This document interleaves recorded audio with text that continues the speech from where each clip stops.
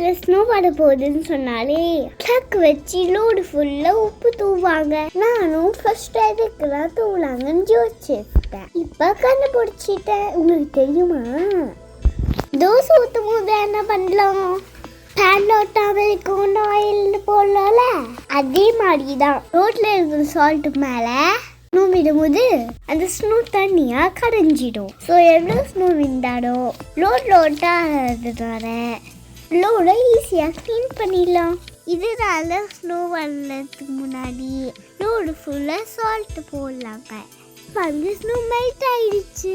அதிகமாக ஸ்னோ வந்தாலும் லோட்டாதனால ஈஸியாக க்ளீன் பண்ணிடலாம். மற்ற இடத்துல ஸ்னோ பாருங்க, சக்கரை கட்டி மாடி இருக்குது. ஓகே ஃப்ரெண்ட்ஸ், பாய் பாய். மறக்காம லைக் பண்ணுங்க, ஷேர் பண்ணுங்க, சப்ஸ்கிரைப் பண்ணுங்க.